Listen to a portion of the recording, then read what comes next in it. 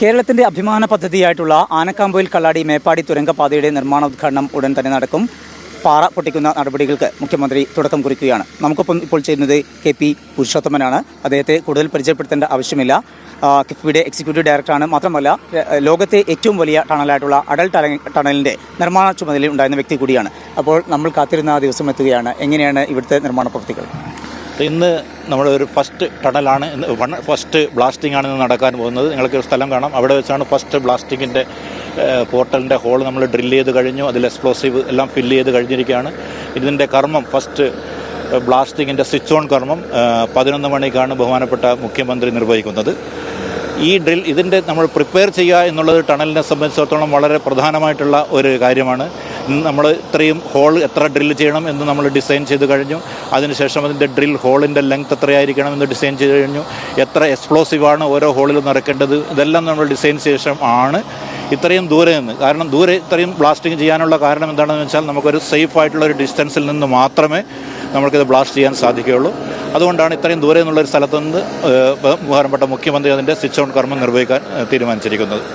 എത്ര ഹോളുകളാണ് ഇപ്പോൾ അതിനകത്തിട്ടുള്ളത്? ഇപ്പോൾ നമ്മൾ ഇന്ന് ബ്ലാസ്റ്റ് ചെയ്യുന്നത് 23 ഡ്രിൽ ഹോളാണ് ബ്ലാസ്റ്റ് ചെയ്യുന്നത്. ഈ 23 ഒരേ സമയത്ത് തന്നെ ആയിരിക്കും എക്സ്പ്ലോഷൻ നടക്കുന്നത്? ഇത് ഒരേ സമയത്താണ് എന്ന് നമുക്ക് കാണാൻ സാധിക്കുന്നുണ്ടെങ്കിലും അതിനൊരു ചെറിയൊരു ഡിലേ, ഇതിൻ്റെ ടെക്നോളജി എന്ന് പറഞ്ഞാൽ ഡിലേ ഡെറ്റനോട്ടർ ഉപയോഗിച്ചുകൊണ്ടാണ് ഇതിൻ്റെ ബ്ലാസ്റ്റിംഗ് ചെയ്യുന്നത്. ഡിലേ ഡെറ്റനോട്ടർ എന്ന് പറഞ്ഞു കഴിഞ്ഞാൽ ഒരു ഹോൾ ബ്ലാസ്റ്റ്, ചില ഗ്രൂപ്പ് ഓഫ് ഹോളായിരിക്കും, അത് ബ്ലാസ്റ്റ് ചെയ്ത് കഴിഞ്ഞിട്ട് അടുത്ത ഗ്രൂപ്പിലേക്ക് പോകുമ്പോൾ ഒരു ഡിലേ ഉണ്ടായിരിക്കുന്നതായിരിക്കും. അത് വളരെ ഒരു ഫ്രാക്ഷൻ ഓഫ് സെക്കൻഡ്സ് ആയിട്ടുള്ളൊരു ഡിലേ ആയിരിക്കും. അങ്ങനെ വരുമ്പോൾ നമുക്ക് നല്ലൊരു ഔട്ട്പുട്ട് കിട്ടും. അതാണ് ഇതിൻ്റെ പ്രത്യേകത. ഈ കാലാവസ്ഥയൊക്കെ നമ്മുടെ ഈ പ്രവർത്തനങ്ങളെ ഏതെങ്കിലും വിധത്തിൽ ബാധിക്കാൻ സാധ്യതയുണ്ടോ? നമ്മളെ സംബന്ധിച്ചിടത്തോളം ടണലിനകത്ത് നമ്മൾ കയറി കഴിഞ്ഞ് കഴിഞ്ഞാൽ പുറത്തുള്ള കാലാവസ്ഥ ഇതിന് ഒരു ടണലിൻ്റെ പുരോഗതിയായിട്ട് യാതൊരു പ്രശ്നം ഉണ്ടാവില്ല. നമുക്ക് തീർച്ചയായിട്ടും 365 ദിവസവും 365 ദിവസവും നമുക്ക് ഈ ടണലിൻ്റെ പ്രോഗ്രസ്സായിട്ട് മുന്നോട്ട് പോകാൻ സാധിക്കുന്നതായിരിക്കും. റോക്കിൻ്റെ ടർജിഡിറ്റി ഒക്കെ മെഷർ ചെയ്തിട്ടുണ്ടായിരുന്നല്ലോ, എങ്ങനെയാണ് അത്തരം കാര്യങ്ങളൊക്കെ? അത് ഈ റോക്കിൻ്റെ ക്വാളിറ്റി എന്ന് പറഞ്ഞു കഴിഞ്ഞാൽ ചാർണോക്കേറ്റ് എന്ന് പറയുന്ന റോക്കാണ്. വളരെ ഹാർഡായിട്ടുള്ള റോക്കാണ് ചാർണോക്കേറ്റ്. അതുകൊണ്ട് എത്രയും ഹാർഡായിരിക്കുന്ന റോക്കിൻ്റെ ഘടന നമുക്ക് അത്രയും നല്ലതാണ് ഒരു ടണലിനെ സംബന്ധിച്ചിടത്തോളം. അപ്പോൾ 4 വർഷം കൊണ്ട് പദ്ധതി പൂർത്തീകരിക്കാം എന്നുള്ള ഒരു പ്രതീക്ഷയാണുള്ളത്. അതെ, തീർച്ചയായിട്ടും. ഇത്രയും ദൈർഘ്യമുള്ള ഒരു പദ്ധതിക്ക് 4 വർഷം എന്ന് വെച്ചാൽ വളരെ ഒരു ചുരുങ്ങിയ സമയമാണെന്ന് എനിക്ക് തീർച്ചയായിട്ടും പറയാൻ കഴിയും.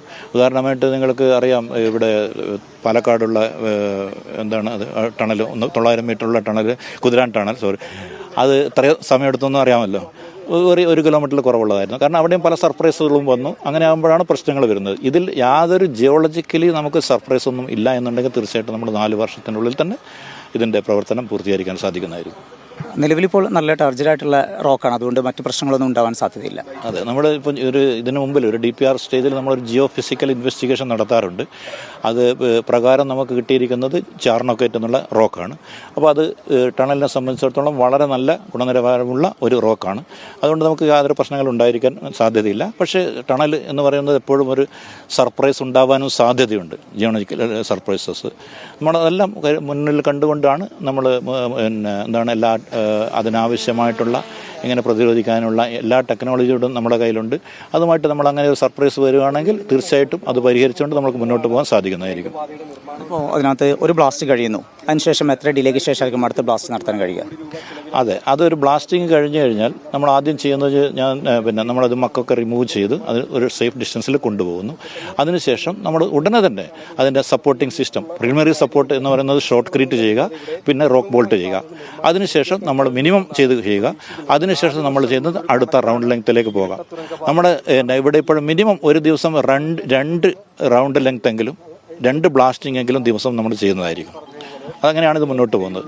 പറ്റുമെങ്കിൽ ചിലപ്പോൾ നല്ല ഘടനയാകും, നമുക്ക് 3 ബ്ലാസ്റ്റ് വരെ ചെയ്യാൻ പറ്റുവാണെങ്കിൽ അങ്ങനെ ചെയ്യും. പക്ഷേ ഇവിടെ പല പാരിസ്ഥിതിക പ്രശ്നങ്ങൾ കൊണ്ട്, പല റെസ്ട്രിക്ഷൻസ് ഉള്ളതുകൊണ്ട് മിക്കവാറും നമ്മൾ 2 ബ്ലാസ്റ്റിംഗ് മാത്രമേ ചെയ്യാൻ സാധിക്കുകയുള്ളൂ. പക്ഷേ തീർച്ചയായിട്ടും ആ പ്ലാനിങ് പ്രകാരം നമുക്ക് നിശ്ചിത സമയത്തിനുള്ളിൽ തന്നെ തീർക്കാൻ സാധിക്കുന്നതായിരിക്കും ഇതിൻ്റെ പണി. ഇപ്പോൾ അടലിൻ്റെയൊക്കെ നിർമ്മാണ പ്രവർത്തനവുമായി ബന്ധപ്പെട്ട് പോകുമ്പോൾ ഇവിടെ ഏറ്റവും അനുകൂലമായിട്ടുള്ള സാഹചര്യം തന്നെയാണ്. അതെ, തീർച്ചയായിട്ടും. ഹിമാലയൻ ടണൽ എന്ന് പറഞ്ഞാൽ ഏറ്റവും ഫ്രജൈലായിട്ടുള്ള സോയിലാണ്. അവിടെ ഒരു ടണൽ പണിയുക എന്ന് പറഞ്ഞു കഴിഞ്ഞാൽ അതിൻ്റെ സോയിൽ കണ്ടീഷൻ വളരെ വീക്കാണ്. അതുമാത്രമല്ല എപ്പോഴും ആ സോയിലിനോട് വരുന്നതോടുകൂടെ വെള്ളവും അതിൻ്റെ കൂടെ വരാൻ സാധ്യതയുണ്ട്. അപ്പോൾ ഒരു ടണലിനെ സംബന്ധിച്ചിടത്തോളം ഏറ്റവും പ്രയാസമായിട്ടുള്ള ഒരു കാര്യമാണ് ടണൽ എക്സ്കവേറ്റ് ചെയ്യുമ്പോൾ സോയിൽ കണ്ടീഷൻ കാണുക, അതിൻ്റെ കൂടെ വെള്ളം കൂടെ വാട്ടർ കൂടെ ചാർജ് ചെയ്ത് വരിക. അതാണ് ഏറ്റവും ടഫായിട്ടുള്ള ഒരു ടണലിലുള്ളൊരു കണ്ടീഷൻ.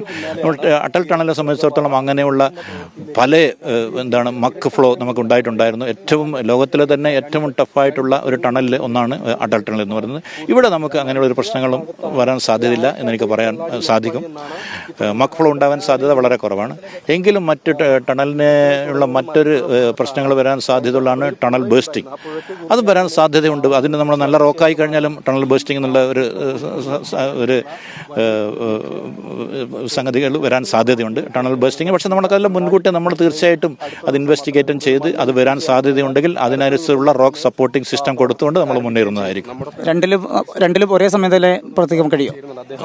രണ്ടിലും ഒരേ സമയത്തിന് ടണലിന് സാധ്യതയുണ്ടോ? വ്യക്തിയാണ് ഇതിനു മുൻപും ടണലിന്റെ നിർമ്മാണ പ്രവർത്തികളിലേക്ക് ഒന്നും പറഞ്ഞു കേട്ടില്ല, മനസ്സിലായില്ല.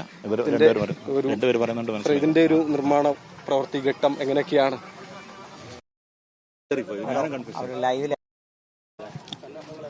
സർ, ഇതിനകത്ത് മറ്റൊരു പ്രധാനപ്പെട്ട കാര്യം, ഇതിന് ഓസ്ട്രിയൻ ഡ്രില്ലിംഗ് മെത്തേഡാണ് യൂസ് ചെയ്യുന്നത്. എന്താണ് അതുവഴിയുള്ള അഡ്വാൻറ്റേജസ്? അത് ന്യൂ ഓസ്ട്രിയൻ ടണലിംഗ് മെത്തഡോളജി എന്ന് പറഞ്ഞാൽ ടണലിങ്ങിൽ ഏറ്റവും അഡ്വാൻസ് ആയിട്ടുള്ള ഒരു മെത്തഡോളജിയാണ്. ഇത് പ്രകാരം നമ്മളൊരു ടണൽ ബ്ലാസ്റ്റ് ചെയ്ത് കഴിഞ്ഞാൽ അതിന് പെരിഫറിയിലുള്ള ആ ടണൽ, ആ റോക്ക് കണ്ടീഷൻ, ആ റോക്കിനെ തന്നെ നമ്മളൊരു സപ്പോർട്ടിംഗ് സിസ്റ്റത്തിൻ്റെ ഒരു ഭാഗമാക്കി മാറ്റുകയാണ്. അതെങ്ങനെയാണെന്ന് ചെയ്യുന്നത് വെച്ചാൽ ആദ്യമായിട്ട് അതിനെ ഷോർട്ട് ക്രീറ്റും റോക്ക് ബോൾട്ടും ചെയ്തുകൊണ്ട് അതിൻ്റെ ഒരു സർട്ടൻ പെരിഫറിയുള്ള ഒരു റോക്ക് അത് ഒരു പ്രൈമറി സപ്പോർട്ടായിട്ട് മാറ്റുകയാണ് അതിന് പുറമെ നമ്മളത് ചെയ്തതിന് ശേഷം ഒരു കോൺക്രീറ്റ് ലൈനിങ് കൂടെ കൊടുക്കുന്നതായിരിക്കും. അതിന് സെക്കൻഡറി ലൈനിങ് എന്ന് നമുക്ക് പറയാൻ സാധിക്കും. അത് സെക്കൻഡറി സപ്പോർട്ടാണത്. അതാണ് ഇതിൻ്റെ പ്രത്യേകത. ഒന്നുകൂടെ സുരക്ഷ വർദ്ധിപ്പിക്കാൻ കഴിയും. അതെ, തീർച്ചയായിട്ടും. അതിൻ്റെ നമ്മൾ സുരക്ഷ എന്ന് പറഞ്ഞു കഴിഞ്ഞാൽ നമ്മളിതിൻ്റെ ഒരു ലൈനിങ്, ഉദാഹരണമായിട്ട് ലൈനിങ് കൊടുക്കുന്നതിന് മുമ്പിൽ നമ്മളൊരു എക്സ്പ്ലോഷൻ ഇത് ചെയ്തു, പ്രിലിമിനറി സപ്പോർട്ടൊക്കെ ചെയ്തു. അതിനുശേഷം നമ്മൾ ഒരു മിനിമം ഒരു മാസമെങ്കിലും നമ്മൾ വാച്ച് ചെയ്യണം എന്നുള്ളതാണ്. അത് ഒരു മാസത്തിനുള്ളിൽ അറ്റ്ലീസ്റ്റ് നമ്മുടെ ഒരു ഡിഫോർമേഷൻ അത് ഒരു 4 മില്ലിമീറ്റർ പെർ മന്ത് ആയിട്ടെങ്കിലും ചുരുങ്ങണം. എന്ന് കഴിഞ്ഞാൽ മാത്രമേ നമ്മൾ അടുത്ത കോൺക്രീറ്റ് ലൈനിലേക്ക് പോകാൻ പാടുള്ളൂ. അപ്പോൾ നമ്മൾ വാച്ച് ചെയ്യും. ചിലപ്പോൾ അതിൽ കൂടുതൽ ഒരു മാസമാണെങ്കിൽ ചിലപ്പോൾ 1, 2, 3 മാസം വരെ നമ്മൾ വെയിറ്റ് ചെയ്ത് അതിനുശേഷം അതിൻ്റെ ലിമിറ്റിനകത്ത് തന്നെ വരുന്നുണ്ടോ എന്ന് നോക്കണം. ഒരു റോക്കിന് അതിൻ്റെ ഡിഫോർമേഷൻ എത്രയാണെന്നുള്ളത് അതിനൊരു ലിമിറ്റുണ്ട്. അതിൻ്റെ കണ്ടീഷൻ നോക്കിയിട്ടാണ് അത് തീരുമാനിക്കുന്നത്. അപ്പോൾ അതിനകത്ത് വരാൻ മുമ്പേ സാധ്യത ഉണ്ടെങ്കിൽ നമ്മൾ എന്ത് ചെയ്യുന്നു വെച്ചാൽ അഡീഷണൽ റോക്ക് ബോൾട്ട് ഉപയോഗിച്ചുകൊണ്ട് ആ ലിമിറ്റിനകത്ത് തന്നെ നിർത്തിക്കൊണ്ട് വേണം ഇതിൻ്റെ സപ്പോർട്ടിംഗ് സിസ്റ്റം കൊടുക്കേണ്ടത്. അതിനകത്ത് നമ്മൾ ഇപ്പോൾ ഒരേ സമയത്ത് 2 വീതം ആണോ ഈ ഒരേ ഇടങ്ങളിൽ ഇതിൻ്റെ ബ്ലാസ്റ്റിംഗ് നടത്താനുള്ള ഒരു കപ്പാസിറ്റി? എങ്ങനെയാണ് അത്തരം കാര്യങ്ങൾ 2 ടണലിലും ചെയ്തിരിക്കുന്നത്? നമ്മൾക്കിപ്പോൾ 2 ടണലുണ്ട്. അപ്പോൾ 4 സ്ഥലം, 4 ഫേസസ് ഉണ്ട്. ഒന്ന് വയനാട് സൈഡിലും 2, ഈ സൈഡിലും 2 ഫേസസ്. അപ്പോൾ ഈ രണ്ട് സൈഡിലും നമുക്ക് ഒന്നിച്ച് ബ്ലാസ്റ്റ് ചെയ്യാൻ പറ്റുന്നതായിരിക്കും. അവിടെയും 2 സൈഡ്. അപ്പോൾ മൊത്തത്തിൽ നമുക്ക് 4 സ്ഥലത്ത് ബ്ലാസ്റ്റിംഗ് ഒന്നിച്ച് ചെയ്യാം. പക്ഷേ ഒരു ടണൽ നമ്മൾ ആദ്യമായിട്ട് കുറച്ച് മുന്നോട്ട് പോയതിന് ശേഷമേ അതിൻ്റെ പേരലായിട്ടുള്ള ടണലിൽ ബ്ലാസ്റ്റിംഗ് തുടങ്ങുകയുള്ളൂ. കാരണം ഈ ഒരു ബ്ലാസ്റ്റിങ്ങിൻ്റെ എഫക്റ്റ് മറ്റേ ടണലിൻ്റെ അടുത്ത് വരാൻ പാടില്ല. അതുകൊണ്ടാണ് അങ്ങനെ ചെയ്യുന്നത്. ഇപ്പോൾ എത്ര മീറ്റർ ആയിരിക്കും ഇതിനകത്ത് ഈ ഹോളുകൾ ഉള്ളതും അതുപോലെ എക്സ്പ്ലോസീവ് നിറച്ചിട്ടുണ്ടാവുക? വരും ദിവസങ്ങൾ എങ്ങനെയായിരിക്കും? ഇപ്പോൾ ഈ ഡ്രിൽ ഹോൾ നമ്മൾ ഇന്ന് ചെയ്തിരിക്കുന്നത് 1.6 മീറ്ററാണ് അതിൻ്റെ ഡിസൈൻ ചെയ്തിരിക്കുന്നത്. അതിൻ്റെ എക്സ്പ്ലോസീവ് ഓരോ ഹോളിലും ഇത്ര ഗ്രാം എക്സ്പ്ലോസീവ് നിറയ്ക്കണം എല്ലാം ഡിസൈൻ ചെയ്ത് കഴിഞ്ഞു. അത് അവിടെ ഫില്ല് ചെയ്ത് കഴിഞ്ഞിരിക്കുന്നു. ബ്ലാസ്റ്റിങ്ങിന് വേണ്ടി നമ്മൾ റെഡിയാണ് ഉടനെ തന്നെ. പക്ഷേ അതിൻ്റെ കണക്ഷൻ കൊടുത്തില്ല. ബഹുമാനപ്പെട്ട മുഖ്യമന്ത്രി ഈ കാണുന്ന സ്ഥലം അത്രയും ദൂരെ വെച്ചാണ് ഇതിൻ്റെ സ്വിച്ച് ഓൺ കർമ്മം നിർമ്മിക്കുന്നത്. കാരണം നമുക്കൊരു സേഫ് ഡിസ്റ്റൻസിൽ വെച്ച് മാത്രമേ അതിൻ്റെ സ്വിച്ച് ഓൺ ചെയ്യാൻ പാടുള്ളൂ. അതുകൊണ്ടാണ് ഇത്രയും ദൂരെ വെച്ചിട്ട് അതിൻ്റെ സ്വിച്ച് ഓൺ കർമ്മം നിർവഹിക്കുന്നത്.